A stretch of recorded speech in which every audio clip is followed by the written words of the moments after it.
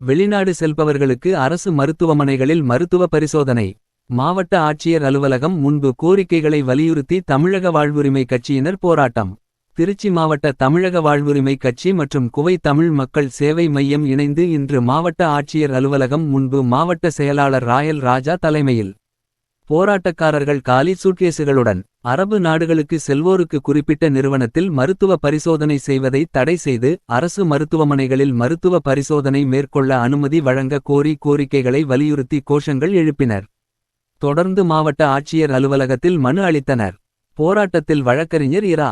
பிரபு, மாநில நிர்வாகி ஜெயக்குமார் மற்றும் தமிழக வாழ்வுரிமை கட்சியின் நிர்வாகிகள் தொண்டர்கள் திரளாக கலந்து கொண்டனர்.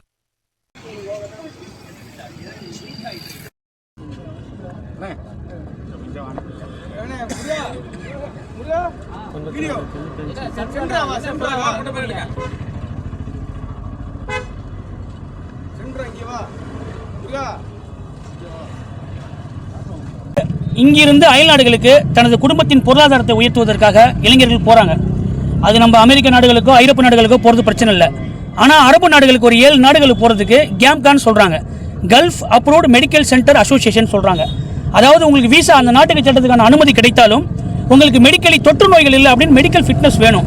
அந்த மெடிக்கல் ஃபிட்னஸ் சென்டர்களை தமிழ்நாட்டில் தனியார் திருச்சியில் ஒரு 5 தனியார் மெடிக்கல் ஃபிட்னஸ் சென்டர்களும் சென்னையில் ஒரு 7 மெடிக்கல் ஃபிட்னஸ் சென்டர்கள் இருக்கு. இதுல என்ன பிரச்சனைனா, இளைஞர்கள் போனோம்னா குழந்தைகளை பிரைமரி காம்ப்ளெக்ஸ் தான் டிபின்னு சொல்றாங்க.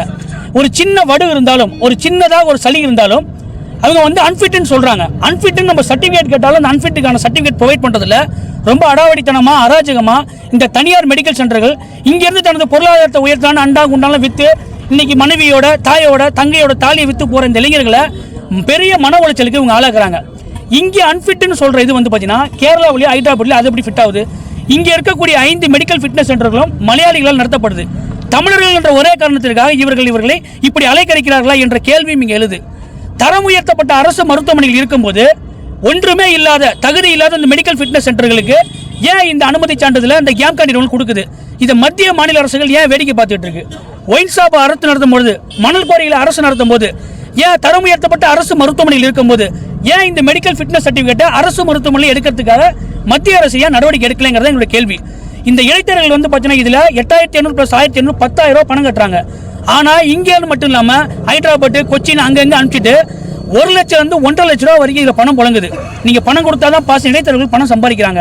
அதனால மாநில அரசு இது மிகப்பெரிய ஒரு விடயமா இருக்கனால இது ஆய்வு மேற்கொண்டு மத்திய அரசுக்கு எம்பசிக்கு மிகப்பெரிய ஒரு அழுத்தத்தை கொடுக்கணும். இங்க இருக்கக்கூடிய தனியார் மெடிக்கல் சென்டர் மேல நடவடிக்கை எடுக்கணும். தவறு செய்யும் மெடிக்கல் நடவடிக்கை எடுக்கணும்.